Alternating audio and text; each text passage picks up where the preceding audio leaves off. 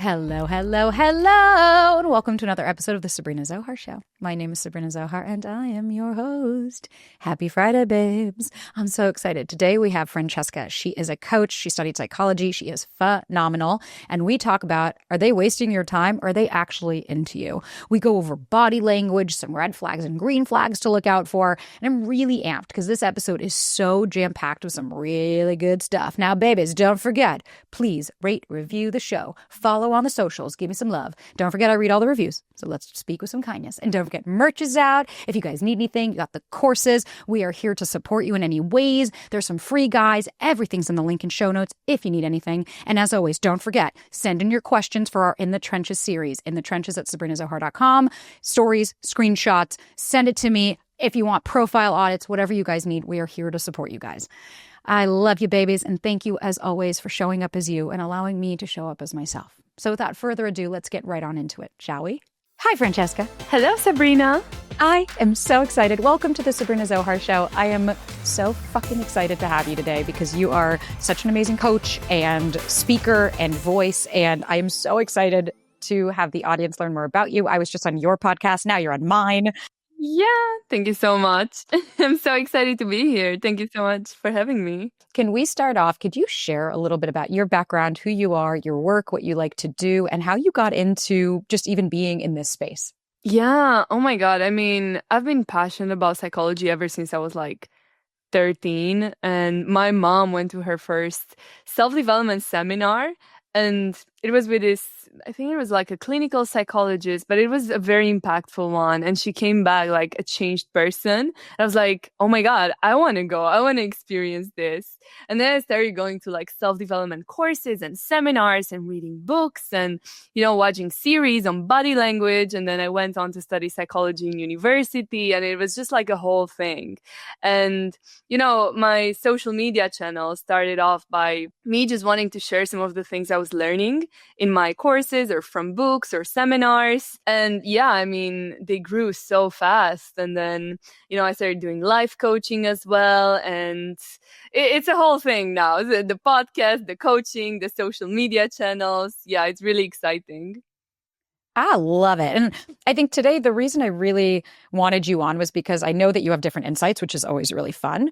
But I also wanted to understand more, like, I think we see so much on the internet, and I know you see the same side of the internet that I see, of like, there's a lot of black and white thinking, right? This is how you know someone likes you. This is how you know they don't. And what I find is like, there's just not enough nuance, not enough shades of gray. And really, I wanted for us to talk today, like, are they into you or are they just wasting your time? And I'm curious to hear, I can share, I've got plenty of stories, but I'm curious to hear, starting with yours, have you ever experienced that dating, being out there, where you really believed that this person was into you and they were just fucking using you or stringing you along? And like, what did that look like for you? I'm curious your experiences in that department. Yeah, 100%. I mean, especially when I was, in university or right after university and I was like dating and going loads of dates. I had so many experiences where I had no idea what was going on. I was just like confused, and the guy, and this is something that usually happens with avoidant people and that I've noticed like a pattern, especially in my dating experience. When they're in person with you, they'd be super affectionate and present and all in, future faking, which means, they're talking about the future, like, oh, our kids are going to look so cute. And they do that on the first date. By the way, that's a sign to run. So in person, they're being really great, right? But then when we would be away, they would disappear. Like they would stop texting or they would text very inconsistently. They wouldn't call. It would be really hard to plan dates. Their answers would be short. They'd only show up when they were in the mood or when they wanted to meet. So yeah, I experienced that a lot. And, a lot of love bombing, a lot of, some of the manipulation tactics we hear about. I definitely experienced like all of those. How about you? Oh, fuck yeah. I'm excited for us to work because we're going to unpack all of that. Oh my God. It's like, as you were talking, I'm just like, it's cascading the stories. You just see the names and the list and you're like, flashbacks. Oh yeah. I mean, what I used to really overlook was those kinds of behaviors early on, right? Like I used to think if somebody came out the gate at 100, great, then that means, look, right? If you don't accept me at my worst, you don't get me at my best. And it's like, nope. Because I think what we see is like, I used to be into that school of thought that if somebody doesn't start off how you want them to be, well, then what are you leaving for the rest of it? And what really ended up happening, to your point, was I would go for people that would love bomb the shit out of me. They would come on so strong. I'll never forget when I lived in Venice, this guy, we matched on Hinge and he was messaging me every single day. He got my phone number. We were texting. And here is like that glaring red flag I completely overlooked, which was I just got out of a relationship. And in my head, I was like, oh, whatever, you know? And the first date already, like, I'll never forget, we met and then he was like, do you want to go? My friends are in Malibu. Let's go to the beach. And I was like, okay. And within like 10 minutes of being with this guy, like he picked me up somewhere and then we drove because of the where it was. I was in Venice. And we like go to the grocery store and already it's very like trying to be coupley. Like he's holding my hand and I'm like, I met this guy 10 minutes ago, literally. Like this is the first moment. And he's being all over me. He's making cute little innuendos. Then I'm like, we're meeting your friends. They all love me. He's talking about stuff that we should all do together. And then we're driving back. And I remember he dropped me off. And then I was like, do you want to like hang out a little bit longer? And so we walked back to my house and we just like, we're making out and hanging out. We took the dog for a walk. And I remember all he was trying to do was like get intimate. And I kept saying like, hey, I don't want to do that. I don't know you well enough. Like something just felt off. And it's like, sure enough, what happened after that? Like he completely changed. And to this day, I'm not like, I don't think that he was a bad person. But what I will say is I didn't want to acknowledge that I was uncomfortable on the date, that the way he was acting made me feel this doesn't feel proportionate. But instead I was like, Sabrina, come on, he likes you. Just like pay attention. And I think so many of us get caught in that, and not out of malice, right? This isn't intentional, but I am curious, like, what do you, in your experience, clinically, professionally, and personally, see that why do people struggle with seeing the truth in these dating experiences? Because they're so hungry, for validation, for affection, for love. And when someone love bombs you and is going in 100%, which isn't healthy, by the way, like an emotionally mature people will open up slowly. I like to use this metaphor with the tap of water. Like you don't open it like full speed, you open it a few drops of vulnerability and intimacy because they want to see, like emotional intimacy takes time to build, that connection. When someone is coming off really strong, like 100%, talking about, acting like you're a couple and you met 10 minutes ago, like you were saying, they're trying to create that quick emotional bond. And, it's usually because they want to get in your pants, like they're trying to like sleep with you, or, they're, emotionally unavailable, avoidant. So, everyone needs emotional intimacy, but they will swing between extremes usually. So one day, they're super affectionate, but then the moment they get that intimacy, they will switch in the other extreme and they'll be completely unavailable. 100%. I know for me, I'm curious if you had the same experience. The expectation versus reality was really tough for me to gripe, especially with a lot of these guys. I would overconflate, right? Like I was guilty of looking at their social media before we even met. And then you see, oh, well, they went on this trip, right? Oh, like I remember one guy I went out with, he dated a celebrity. And so I was like, oh my God. So if she liked him, and this guy was a wet noodle, I was so disinterested in him. Like he had zero personality. I'm kidding. Like, I'm not kidding. It was like pulling teeth, but I looked at it as, well, if she liked you, then why don't I like you? Right. And then, so I think like when we focus on what we wish we were seeing versus what we actually are seeing, that to me, and like you said, you're hungry, right? When you're so thirsty, you're just going to drink anything. You drink the poison. But I am curious to see like, how can we actually start to differentiate between what am I actually seeing versus what do I really want this to be? Like, what are your favorite modalities, tools, things to be able to tap back into that authentic self? To see reality, you mean, like to see this person for who they truly are. Yeah, it's really easy to project our needs and, what we need in that moment because, as you said, we're so thirsty or hungry. And especially this happens a lot with someone that's emotionally unavailable, and You might have seen this, like there was this trend at one point, like the dead eyes. Like when someone is emotionally unavailable, many times they will have like dead eyes. You can see it in their eyes, like there's no life behind them. And it's very easy to project what you want on them, your fantasies, your needs. You're building up this image that's not real of a person. It's your fantasy, your unicorn. It has nothing to do with the actual person. So it's really important, to step back into reality, understand why you do it in the first place. For a lot of people, romantic obsession, fantasizing, projecting, going for unavailable people that they can fantasize about, that give them that space to, create that imaginary image, is a form of escapism, where they have a shitty life, to put it like very bluntly. They're not enjoying their life, they're not fulfilled, so they use romance as a way to escape.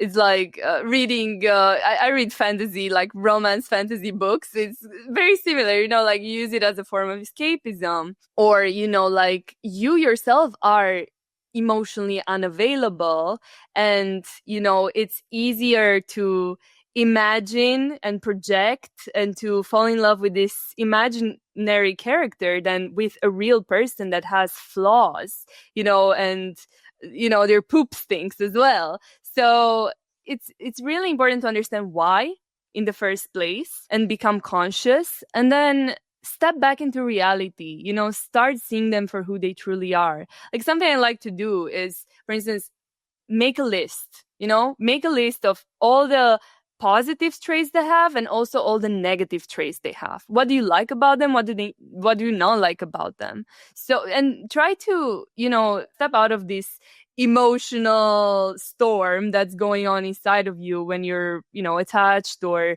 really in love with someone, and think from like a very logical, critical perspective. Like, okay, what are their flaws and what are their, like good sides? Well, what do you think? What are some of your strategies? Personally, for me, it's funny because that's why I have a nervous system course. And it was because when I was dating, my nervous system was dictating the realities, right? Oh, well, that person, you feel all of this. Oh, that's familiar. I personally didn't understand what it meant to regulate and come back to the present moment. I always thought it was, oh, meditate. And it's like, I'm not meditating when I'm feeling really anxious. My brain's not going to be able to do that, right? If there's a danger, my body's like, girl, run. So one thing I like is similar to what you're saying is like to make them a real person, right? So I would use to like, when I would start to write off, oh, well, they're so amazing. What makes them so amazing? Give me 3 examples, right? How did I feel when I was with them? I felt really excited. Okay, what was I excited about? Who they are, the potential. What was it about? I like to quantify, right? If I say, well, they're really thoughtful, 3 examples of what made me think that they're thoughtful. Right. And it's like maybe they made a statement of how they picked their sister up from school. And it's like, okay, so I'm going based off their words, not their actions. And so I think it's really, for me, really important to come back to your body, understand your nervous system, right? And like be present in the moment. And I know that that could feel really scary because I used to fantasize, and that was my way of self-abandoning. It was my way, to your point, of being emotionally unavailable. If I focus on them, I don't have to focus on me. If I could just hyper focus and become very in tune with what they're going through. And it's kind of a joke that Ryan and I have when people will say my avoidant, and Ryan's like, they're not a Tamagotchi. Okay. This is not a toy. This is not a Furby. This is not, I'm aging myself by saying this. This isn't like a doll that you take on and off the shelf. This is a human with a real human experience. And if you know so much about their attachment style, how they act, how they do, tell me what you know about yours. Right.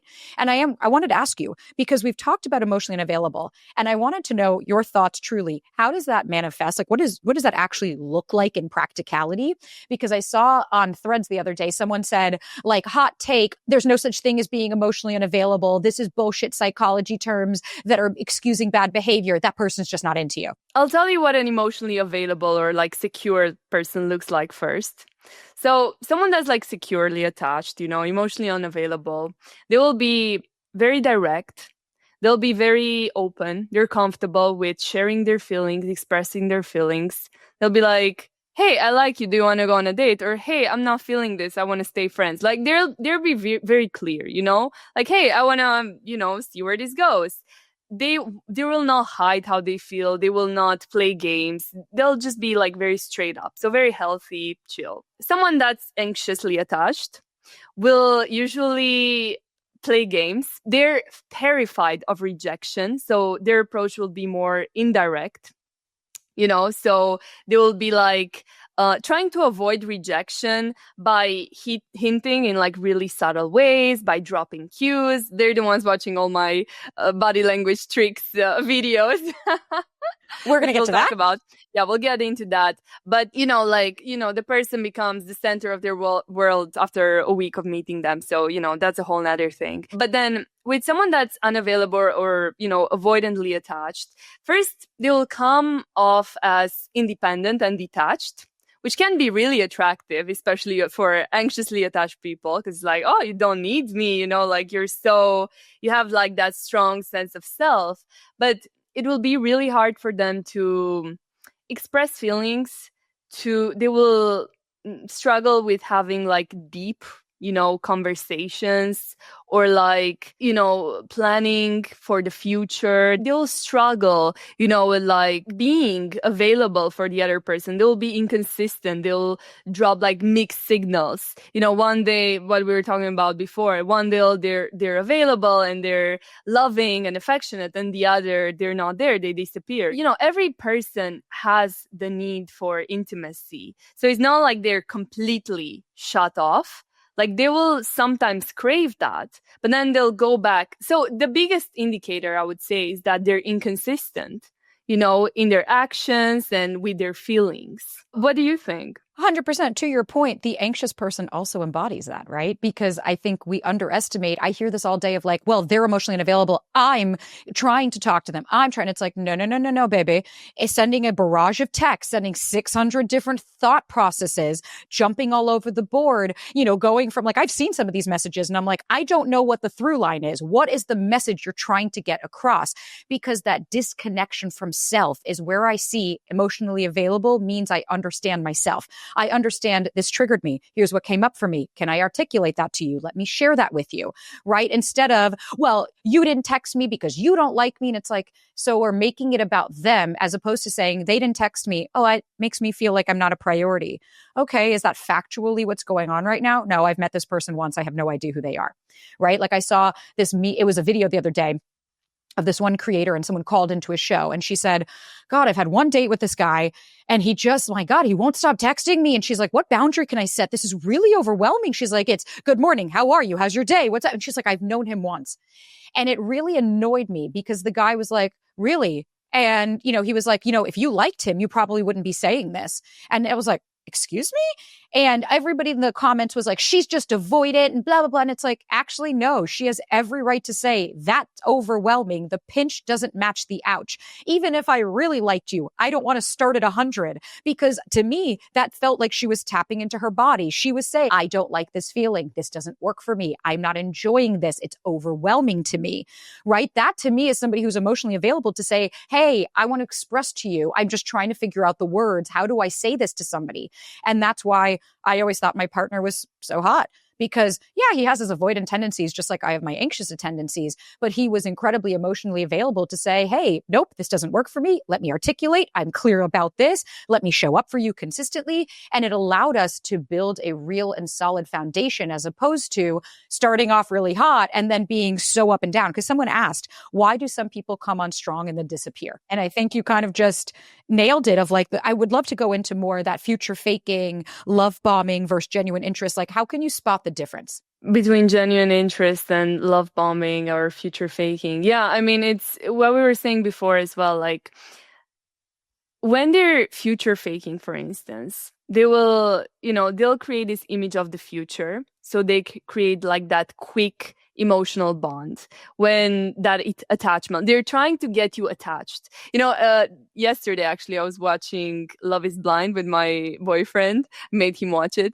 And, this guy was like saying, oh, you can. So this girl, basically, she didn't have a family or she didn't have a good relationship with her mom and her dad died or something like this. And then the guy was like, oh, you can be part of my family. And, you could see her, she's already like falling in love because, this guy, and then 5 minutes later, he's flirting with some other girl. He's like, oh, I love you and I love your vibe and I can't wait to put a ring on it. You could be my wife.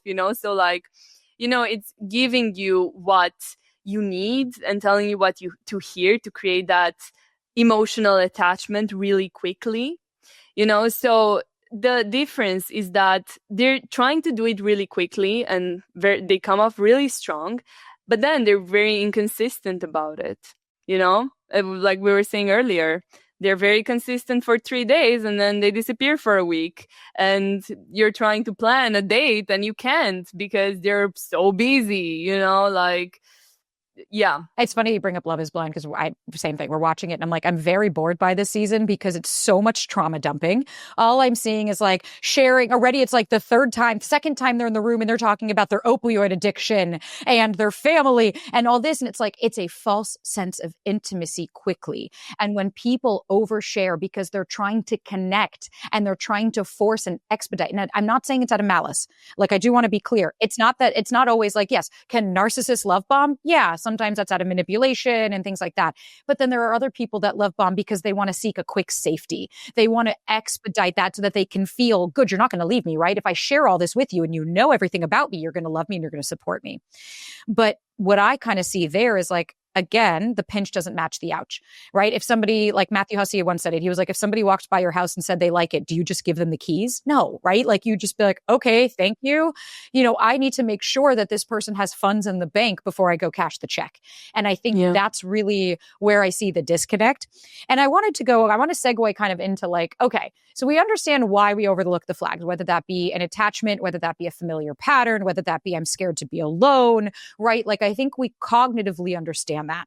But I want to kind of talk about, really, I love your content on the body language, the cues, subtle way, things like that. I think it's so fun to look at beyond just words, right? Words and behavior.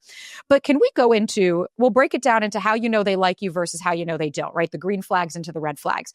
But could we talk about what are some body language, some cues, some psychological things? What are things that you have learned, experienced, whatever, that you could start to identify, right? Like, I know for me, I'll be honest, when I used to bite my lip, right? Like, I used to look at a guy and start playing with my lip because I really wanted him to kiss me, but I didn't know how to ask for it. But I would be curious to hear more things like that would cue and indicate that this person's, at the very least, right? Doesn't mean they want a relationship with you, but they're interested.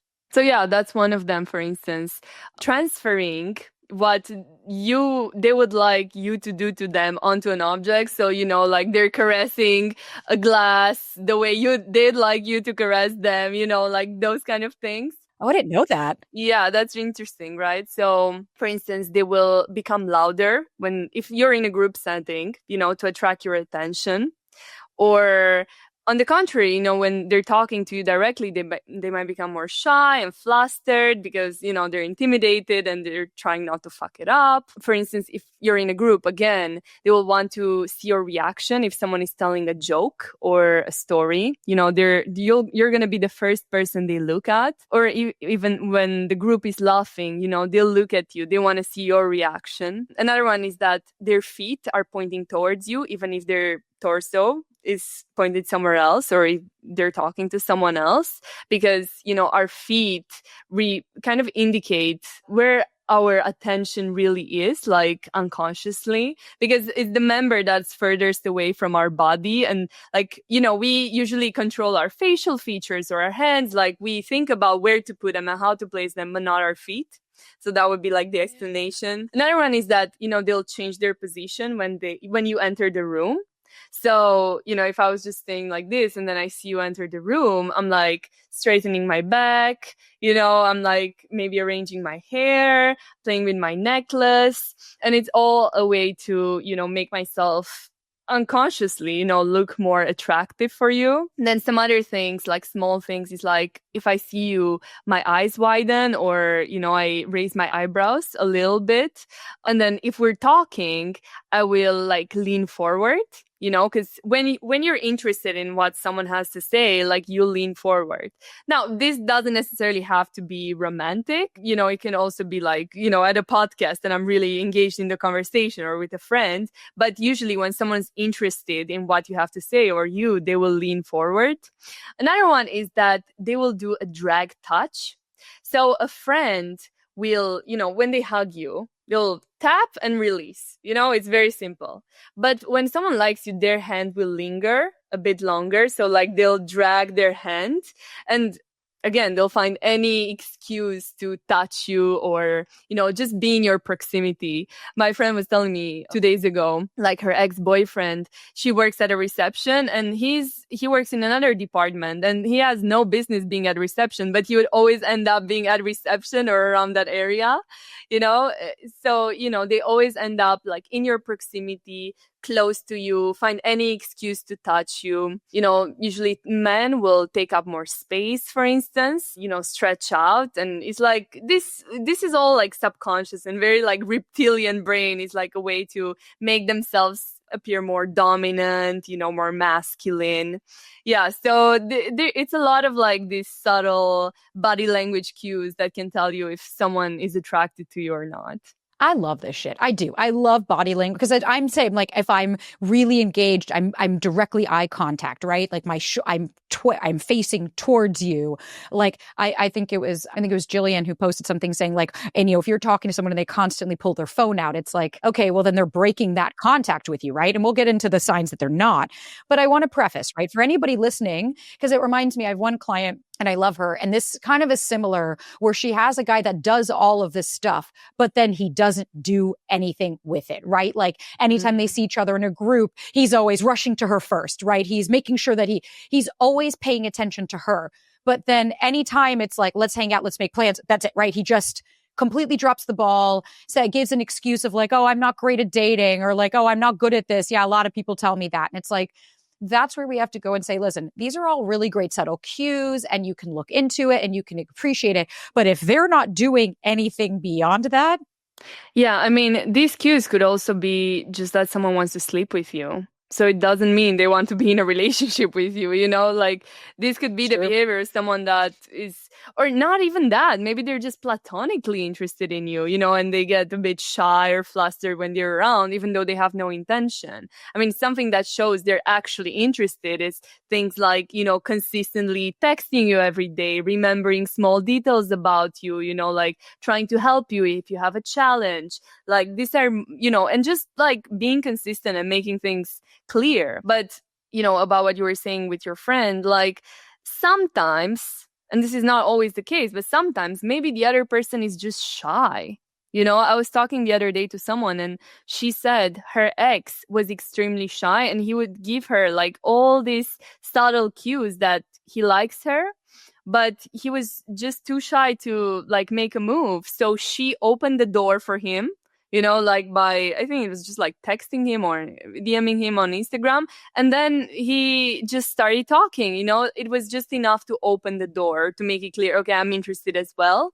And then he was like, oh my God, thank you so much for making them a first move. Because I was thinking for months, how can I, talk to you, or how can I start a conversation? So that could be it. With her, it's a different story, unfortunately. With her, it's like she's been very clear. They've had plans. He stood her up. Okay. They've like, that's where I'm like, and I totally know what you mean. For some people, if they're giving you these clues, but no one's saying anything and no one's doing anything, sure, they might be shy. They don't know, especially now with like, there are a lot of men I talk to that are like, I don't know how to act around women. I don't want to be inappropriate. Yeah. I don't want them to feel like I'm not respecting them. This is very different, where people have told him she likes him. She's told him she likes him. Like there's not been any confusion. He's just not doing anything about it. He just likes the attention. Exactly. And the only thing I will clarify is one thing you had said about the consistency when it comes to the texting. I'm all about that when you're in a relationship. My issue comes when we demand that after a date. right? Like, why aren't they texting me every day? It's like, that doesn't mean that somebody likes you. Someone could text you every day and have zero intentions for a relationship. And some people could be like my partner and text you every other day, or, call instead, make a plan and show up consistently in different ways. But I think to your point, what we're looking for is they plan, they follow through, who they are is who they continue to be. And that is a huge flag, right? They don't just they're not just checking in to be like, hey, how are you? Good, good. Okay, thanks. They'll check in and be like, cool, can I see you? Right? How has your week been going? Oh, you had a really hard day Monday, right? You said that you were going to have this surgery, and you're like, oh, thanks for remembering that. Like, yeah. I remember when I was doing Shark Tank, this guy I went on a date with, we never saw each other again, but we had a date a few days prior. He texted me the day of Shark Tank and was like, break a leg. He texted me the next day, how did it go? He called me that night and supported me through it. And we never hung out again, but we just realized it was just enough for us to say, you're a really good person. Like you said, it was an interest as who we are as individuals and friendship, but it didn't mean we wanted more. But it's those little things that when we see, right, they ask meaningful questions, they remember things that you say about yourself. And it's not just, oh, wow, I've had that where I've told a guy 6 times that I have a sister and brother, and you're like, are you not listening? Because you keep asking if I have siblings, or saying my younger sister, and I'm like, I'm the youngest. It's just those little cues. I wanted to play a fun rapid fire of, do you think this is red flag or green flag? Ooh, interesting. Okay, ready? I've got 4 of them. They text you every day, but never make real plans. Red flag. Because, as you were saying before, they don't have to necessarily be big on texting, but they have to be consistent with other things like, planning to actually see you. That's the most important thing. If they're planning, okay, let's see each other in 2 days, let's see each other in a week, even if they're not big texters, that's still a green flag. But if they're just texting, it means they're just trying to, I don't know, kill the time, get some validation, but they have no real interest. We all love that dopamine. All right. They say they aren't looking for anything serious, but they act like your boyfriend or girlfriend. Oh my gosh. Huge, huge, huge red flag. It's just that inconsistency. For me, I'm curious your thoughts. I've never been a fan of actions speak louder than words because I want them to align. I have it where I've dated guys that say, I'm not looking for anything serious. And then we're hanging out every day and we're doing all this stuff. So you're like, okay, actions, right? They're speaking louder. No, that person still didn't want a relationship with you. Yeah. Yeah, that's so true. That's so true. They should align. But then you shouldn't, Correct. you should definitely not put too much emphasis on the words. That's for sure. 100%. Yeah. 100%. All right. It's an interesting one. They're still following their ex and liking all their posts. Now, the only way I'm going to say, we're going to caveat this, if you have children together, I'm not going to say that this counts because if you're liking the photos of the kids, let's say outside of you shared children and they're liking a photo of that, right? So they're still following their ex and they like all their posts. I mean, generally speaking, it's a red flag. There could be some exceptions where, they became really good friends and it's generally just a friendship and you as their partner are okay with the friendship and all that. It depends. I don't want to be, black and white here. There are nuances sometimes, but generally speaking, yeah, it's usually a red flag. It's funny. I was watching this show that we watched, this house show, The Flip Off. It's Christina and Tara. It's they're this just HGTV couple, and then now they split up. And she had her ex on, and he was the judge. And the wife of the other guy, she even said, she goes, I knew it. I started seeing them liking each other's content all the time. I knew they were talking again. And I laughed. I chuckled when I heard that. And I was like, you're not wrong.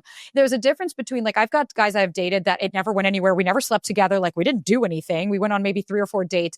And to this day, I like posts of them with their girlfriend. I'm encouraging, you guys look beautiful together, right? I think there's a difference versus your ex or your partner that's being evasive about their ex and saying, no, yeah. But then all their bikini photos they like and put a flame on. It's that's a different story. I think, like you said, there is a nuance here for a lot of these. Okay. And then the last one, this I think is also a nuanced one. They tell you they want a relationship, but they need to take it slow. Okay. I mean, slow in what way? Exactly. It really depends. Are you being exclusive while you're taking it slow? What do you mean by slow? Is it 2 months or is it 6 months? All these elements play. Taking it slow is absolutely fine. But as long as you're not like ridiculous, like, I don't know, yeah, we're taking it slow for the past year. We've been taking it slow. And I can also see other people. Well, that's not okay. But it's okay if you, for instance, you want to wait for intimacy for, until you are in a relationship, or you want to build, see how things are going. That's completely fine. But yeah, it depends. 100%. I'm the same. I think taking it slow, like I took it slow with Ryan. I was just like, I don't want to be your girlfriend after a month. Like, I don't know you. Versus I've had people write in, like, I've been dating someone for a year and a half. They say they still want to take it slow. And you're like, no, that person's just wasting your fucking time. Yeah. Yeah. 100%. Yeah. All right. So now let's go into how do you spot that someone's wasting your time, right? Like, let's talk about those red flags. And I want to preface, a red flag isn't just an ick. A red flag isn't like, oh, well, they asked me to a dive bar and like, I want to be taken out to dinner. It's like, that's a preference. Okay. Red flags are patterns of behavior that would show us that this is something to look out for. So what comes to mind for you? Obviously, we know like being inconsistent. What does that look like, right? Like in what ways are we talking breadcrumbing, right? Are we talking about like the hot and cold? Like, what do you see are the glaring red flags that we just oftentimes overlook? Yeah, I mean, first of all, sometimes they're very obvious. Like they will tell you, I just want to go with the flow, or I don't know what I want. And we still overlook those things, or all my exes were crazy, like putting all the responsibility on someone else. So these things are quite obvious, but people still overlook them. Oh, yeah. And then, yeah, like things like breadcrumbing, that intermittent reinforcement. When you feel yourself being like extremely confused, and, when you initially start dating someone, there will be an element of uncertainty, right?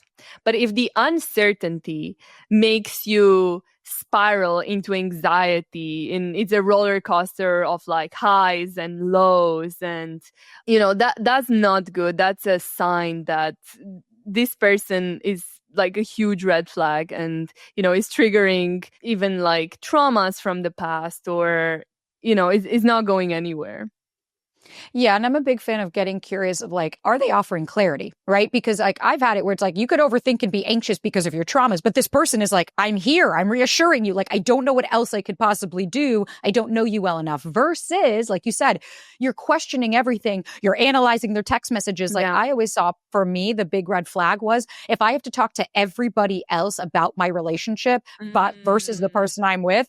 And there's two different reasons for that. There's the one reason of I don't want to be too much. I don't want to be too needy, and just projecting my insecurities onto them, versus they're going to put me down if they say that I'm moving too fast. Like I have one of my clients, every time she brings the guy up, he says, you're so focused on the destination. We're enjoying the journey. And it's like, you're deflecting, you're pushing it off so that you don't have to take commitment. And you keep essentially gaslighting her of like, you're being too much. You need to just enjoy, relax.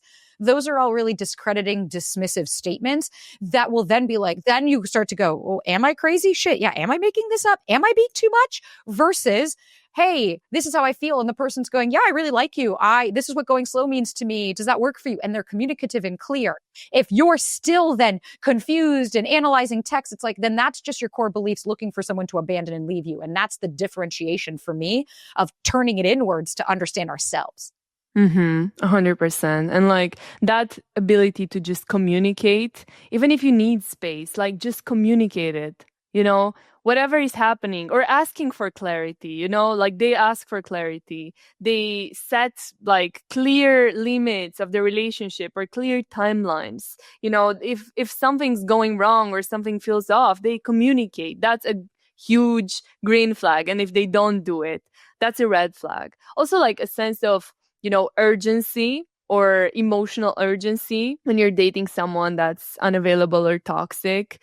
And you'll find that, as you were saying before, you're overanalyzing, replaying conversations in your head, like you're talking to your friends, like, what do you think he meant by this text? If it's someone healthy, you won't feel the need to do that. You won't feel the need to ask everybody about your relationship. It's funny, that urgency point is such a great point. I remember dating guys where it was like everything felt like we had to do it now. And it was like, but why can't we meet in a week, right? Like, or if they'd be like, well, we have to go out tonight. And you're like, okay, but I'm busy tonight. And then you start to see them be like, well, okay. And it's like, that person's not really intentional because it doesn't have to be right this minute, right now. They're going based on the moment, the feeling. And I hear it all the time of like, oh, I canceled my girls' night so I could go on this date. And it's like, you don't need to lose yourself to gain them, because if you lose yourself in order to keep them, well, then what are you gaining? Yeah, and that's something a lot of anxiously attached people do. They will prioritize the other person. They'll cancel girls' night. They'll like free up their schedule on the weekend just in case he might text and want to hang out. Like I've seen that before. So it's really important to like keep your life, like keep doing things, like force yourself to plan things, even if he might text, because you yourself will have that sense of urgency. Like, oh my God, what if I don't go out with him? Maybe he will not ask me out. Like, that's a red flag, like if he doesn't ask you out after that, or he won't see you for 2 more weeks if you don't go out with him the moment he texts you, I mean, that's a sign. You should run. You shouldn't like stick around. I was her. I used to do that. I'd be like, oh, well, I don't know if he's going to ask me. So like, I won't make any solid plans, but how about I let you know? And it's like, I was living to be chosen. I wasn't living for my life, because it's really sexy when someone goes, sorry, can't make it. No, I have plans. And you're like, oh, not too much. Obviously, you don't want to have that interfere. But I want to know, so we went over the body language and the cues of they're interested. What about not? Right? Like, what are some really telltale signs, right? Like the way that somebody sits or, the way that they are, like, what are ways that we can start to look at that they physically are not into this? Yeah. Yeah. So if someone isn't interested in you, they will usually like put barriers between you two. So, they'll position themselves in a way that there's, I don't know, a chair or a sofa between you two. If they don't have something like that, they'll put like a handbag or, like, I don't know, the water in front. Like, they'll just unconsciously put barriers. Whereas if someone likes you, they will remove any barriers. If there's like a bouquet of flowers, like they'll move that aside so they have direct access to you. But when someone doesn't like you, yeah, they'll cross their arms. Just like putting barriers is a big signal. And then, like eye contact is a big thing when they like you, but also when they don't. So they'll like try to like, not look at you so much. They'll try to step back in a conversation. If you, for instance, take a step forward and they step back, that's a clear sign they're not comfortable with you two being too close to each other, But if they like you, they might take a step forward, or if you take a step forward, they'll stay in the same position because they're comfortable with being close to each other. Oh, yeah. I've been on dates with the guys before where I can tell they're checking other people out. I can see that they're constantly like fidgety, right? They're moving around a lot of just very, because you're like, okay, dude, do you want to just like sit? Do you want to just be? Are we just having a conversation? They're constantly like, I used to see that all the time of like scanning the room, right? And it's like, obviously, we're not talking about if you have autism or you have a reason, right? Like that, they're two different experiences, right? Like if we could just go off that, because I get that all the time of like, well, I'm autistic, I don't make eye contact. It's like, it's a very different experience, right? I think we can tell versus someone that you could see they're making eye contact with other people. They're looking around, especially the phone. If someone's phone for me is faced up, listen, the only time I've had that is when they come and say, hey, like I was on a date once and the guy was like, I technically am done with work at 6 and it's 5:30. He was like, so I have to keep my phone here. And I could see he was a trader. So I could see it's not hard to see that like he was doing his trades. And then at 6 o'clock, he was like, okay, I'm done. Fine. Great. Like, thank you for prefacing. But I always put phone down, right? Phone face down, aside, or in my bag. The only time I opened it is when I go to the bathroom or when they go to the bathroom. Unless, again, I said, hey, by the way, I'm prefacing, like my mom is staying with me. I need to check my phone just to make sure she's okay. There's a way to communicate. But I've had guys that mid-talking, they're just picking up their phone and go, oh, yeah. And you're like, hi, I'm in the middle of a sentence. Yeah. No, I mean, that's just like, rude and impolite as well. 100%. And then kind of the last thing I really wanted to go into, because like, I think we understand that like, there's confirmation bias, right? Like that we see what we want to see. I understand that there is sunk cost fallacy, right? Well, I've invested this much time and effort. I've already tried this long. Let me keep going. So I think we understand, why do we ignore the red flags, right? Like even the highlight reel. I have the halo effect of like, well, they're really sweet to their waiters, which means they must be an amazing person. And you start to overconflate. And also, just wanted to add something here. Our brain, when we fall in love, like love literally shuts down the neural pathway that's responsible for like negative emotions like fear or social judgment. So your brain makes you not see like their red flags or their faults, and it's just like, evolution's way of making us mate. But when you love someone, you literally can't see their red flags because of our neurochemistry. Oh, 100%. So what do you do in that case? How do you break those unhealthy loops when it's a chemical brain, literal, like biological aspect? Well, it is hard because, what happens with love, like from a biochemical perspective, it's very similar to addiction, some of the chemical processes that go on. But in a way, like it's hard, but, just bringing yourself back to the present moment, looking around you, grounding yourself back to reality and connecting, instead of connecting to your emotions, connecting to logic and acting out of logic, understanding like, I can feel love for this person. It's okay. I can feel attraction and chemistry and I can crave them. It doesn't mean I need to act on it, because that's what people think. Like, I crave it, then I need to go for it. It's like, no, you can love someone and still not pursue it and know it's not good for you and change your focus. Do something else, go for someone else. So, it's sometimes you can't stop your emotions, and that's okay. The feelings will be there, but you don't have to follow through with the feelings. Oh, yeah, that's my favorite, holding two conflicting thoughts. Like, I can miss you, but that doesn't mean I have to reach out to you. I could think that you're an amazing person and also no. I've had that on dates. And I think that's something that I really try to implement or try to teach, really, is you can have an amazing date. You could spend 15 hours with someone. That doesn't mean that they want a relationship with you. And I could tell somebody, yes, I'm intentional in a relationship and I want this. That doesn't mean I want it with you. And I think that's part of it is we hear, oh, they want a relationship. They're successful and they're great. Okay, then this must be the one.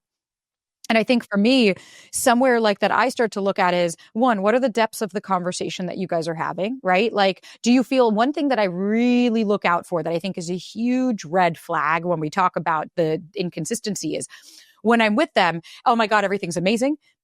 It's cloud nine. I am just euphoric. And then when I'm not, I'm a mess. I'm on the floor crying. I'm hyperventilating. And it's like what I hear there, to your point, is that addiction. When I'm with them, it's the high. Look, they're choosing me. They're here. And then when they're not, insert my core beliefs and all of my stuff and all of my shit and the narrative that I've created myself. And for me, what I think is really important there is a couple of things. One, we got to rebalance. But what I like to look at is, how reciprocal and fair is this aspect, right? I hear this all the time of like, well, I text them every day and I feel like I'm always the one that has to put the effort. It's like, then pull back, right? Pull back a little bit, pull the reins. This isn't a game. It's not of like, okay, I'm going to wait 7 hours to text back because they waited 7. No, what it is if every single day I'm the first one to say good morning, I'm always asking for plans, maybe it's one of two things. Maybe you're right that they're not that into you and it's not reciprocal. Or maybe you're not giving them the opportunity to also step closer. You're not giving them the space to come next to you. So imagine, this is two people. If you're making all the steps towards them, you don't allow them steps to come towards you. But if you only walk half the way, then you allow them the opportunity to come to you as well. So yeah, definitely, this isn't game playing. It's just like, people end up feeling like they're being taken advantage of or they're doing too much. And it's like, yeah, because you are doing too much and you need to take a step back, and you're doing too much out of anxiety, out of people pleasing, and like, it's not authentic anyways. And it's not coming from a healthy place. So you need to step back a little bit and just let them come to you. And this isn't only in romantic relationships, it's also in friendships or any other aspects of life. If you feel like you're doing too much, you're feeling like the other person is taking advantage of you, then take a step back, let them come to you as well. 100%. I think friendships, a lot of the stuff we talk about does translate, even for family, right? I have family members that like, if you don't contact them, you never hear from them. And after a while, I would get super anxious of, oh, are they mad at me? And after a while, you're like, but they're not showing up for me either. So you know what? I'm going to remove myself. And if they contact me, I'm here. And if they don't, then what that just shows me is I don't need to fill in the blanks and the narratives of what that means. What I could say is, then this just doesn't align with the way that I want to show up in a relationship, because I kind of wanted to like even end it here with this of like the big difference. What we're trying to explain is like, if you really want to understand what is it, anxiety, or is it my intuition, right? Am I over conflating things? Start to look at what's happening in my body and what is the story I'm telling myself. Am I telling myself that because, well, they text me yesterday, not today, that means they don't like me? Okay. So that's the story I've convinced myself of. What do I feel it in my body? I can't sit still. I couldn't sleep. I can't eat. Okay. So you're dysregulated. Right. So then we have to look and say, so that doesn't sound like it's your intuition. That sounds like it's your anxiety, because it comes with a narrative and it comes with body sensations, versus my intuition is usually pretty, my gut feels this and I'm going to go with it. Right. I don't sit here and start to say, well, my gut feels that they didn't text me because they don't like me. Okay, well, you know what? I'll get curious, right? I'll just ask them if I talk to them again. And if I don't, that's okay. Then maybe they're just telling me that this isn't a match. And I think there's a lot of power and strength of not playing detective. This isn't about what you need to look out for when you're on date. It's like, no, what this is about is how can you stay in your body and stay in your power while also addressing if this works for you. Yeah, 100%. Francesca, thank you for sitting with us. Is there anything, I wasn't sure if there's anything that we didn't talk about or cover as far as like the everything, if there is anything you wanted to leave the audience with, and if not, that's okay too. Yeah, I think we covered everything. Yeah, it was an amazing chat. And thank you so much for having me. It's been great. And where can people find you or work with you, or what are you up to these days? Yeah, so you can find me at the handle Francesca Psychology anywhere. TikTok, Instagram, YouTube. I have my podcast, which is called the Francesca Psychology Podcast. So very simple. Just remember, Francesca Psychology. That's all you need to know. Perfect. And we'll link everything. And thank you so much for being here. And thank you for sharing your wisdom with our audience. And I'm just really grateful that you were part of it. Thank you so much for having me. It was great.